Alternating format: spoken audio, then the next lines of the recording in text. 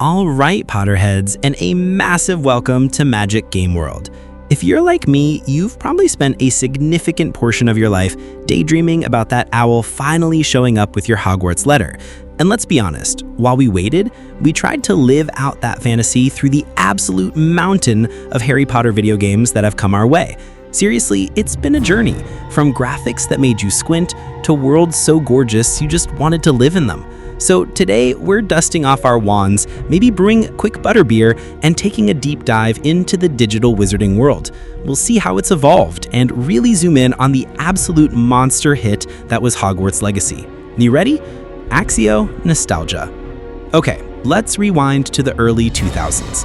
The first movies were blowing up and boom, out came the games. Sorcerer's Stone, Chamber of Secrets, you could play them on your PC, your trusty PlayStation, even your Game Boy if you were cool like that.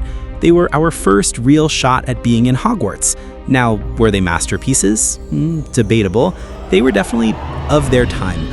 Think blocky characters, slightly confusing corridors, and collecting every flavor beans like your life depended on it. And who, I ask you, who could ever forget the internet icon, the legend himself, PS1 Hagrid? That glorious low poly face deserves its own wing in a museum. They were janky, sure, but they had a certain charm, didn't they? Our first steps into a digital magical world. Then, as the consoles got more horsepower, think PS2, Xbox, GameCube, the games started to get a bit more ambitious.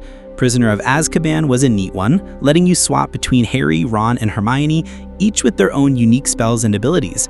That was a game changer. And a lot of us, myself included, have such fond memories of Order of the Phoenix and Half-Blood Prince. The Hogwarts in those games, man, it felt huge and so incredibly detailed for the time. You could actually spend hours just wandering the castle, finding secret passages, dueling students, and the spellcasting, using the analog sticks to swish and flick, pretty clever stuff. But we absolutely have to talk about the spin-offs because some of these were pure magic. Lego Harry Potter years 1 through 4 and years 5 through 7, absolute comedic gold. Traveler's Tales just gets it, reliving the entire saga with that hilarious Lego charm, finding all those hidden characters, playing co-op with a mate, just perfection. And Quidditch World Cup. Oh my god, finally, a whole game dedicated to the best sport in the wizarding world.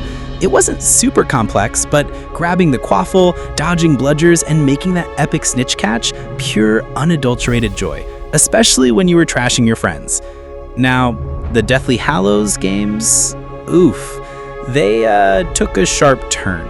Suddenly, Harry Potter was basically a third-person cover shooter, like Harry Potter and the Quest for More chest-high walls.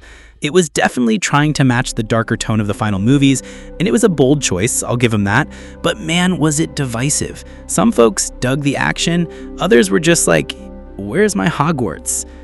And then, silence. For a while, it felt like big, ambitious Harry Potter console games were a thing of the past. We got some mobile games, some smaller experiences, but that dream of a truly immersive Hogwarts RPG felt like it was fading. Until February 2023, the heavens parted, the owl sang, and Hogwarts Legacy descended upon us. And Potterheads, it wasn't just a game release, it was a cultural phenomenon. After literally decades of wishing and hoping, Avalanche Software and Warner Brothers Games delivered.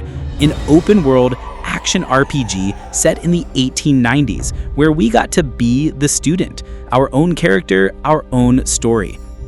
The success? It was astronomical, mind-boggling. Hogwarts Legacy didn't just sell well, it obliterated records. We're talking over 22 million copies sold by the end of 2023, making it the top-selling game of the year in so many places. And you could see why. The world was breathtaking. Hogwarts itself, jaw-droppingly beautiful. Hogsmeade, the Forbidden Forest, the Scottish Highlands, all stunning. Getting sorted, choosing your wand, attending charms class, brewing potions that actually exploded if you messed up, taming a hippogriff and soaring over the Black Lake. It was the dream. It genuinely, truly felt like that Hogwarts letter had finally arrived in our hands. It wasn't just a good Harry Potter game, it was one of the biggest, most talked about game launches in recent memory. It proved beyond a shadow of a doubt that we are absolutely starved for deep, rich, immersive experiences in this magical world. So after that kind of earth-shattering success, the question that's burning brighter than Fiendfire in every Potterhead's mind is, what's the deal with Hogwarts Legacy 2? Are we getting it? Now, Warner Brothers Games is playing this one close to the chest. No giant, flashy announcements with fireworks and a house elf orchestra just yet. But let's be real here. The signs, they are pointing so hard towards a sequel. Given those insane sales figures, the critical acclaim, the sheer amount of buzz that's still going on, a sequel isn't just likely, it feels like an absolute no-brainer. We've seen job listings from Avalanche that definitely make you go, what could that be for? Industry whispers, fan theories, wishful thinking, it's all converging. It just makes too much sense. They built this incredible, beautiful, sprawling foundation with the first game. Imagine what they could do next. New storylines, maybe new time periods, exploring different magical communities, refining the combat, adding even more depth to the RPG elements. The possibilities are as vast as the room of requirement. From those early, charmingly clunky pixel adventures to the absolute breathtaking scope of Hogwarts Legacy, it's been one heck of a magical ride for Harry Potter games. They've let us live out our wizarding fantasies, cast unforgivable curses, you know who you are, and feel like we truly belong in this incredible universe. So I gotta know, what's your absolute hands-down desert island Harry Potter game? What's the gaming moment from the series that just lives rent-free in your head? And more importantly, how hyped are you for the almost certain but not yet officially confirmed Hogwarts Legacy 2? Because let me tell you, the hype train for that one has well and truly left King's Cross, and it's thundering towards us.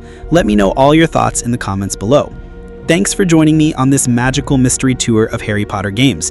If you had a good time, bewitch that like button, subscribe for more magical content, and make sure you apparate back here soon. Until next time, Potterheads, mischief thoroughly managed.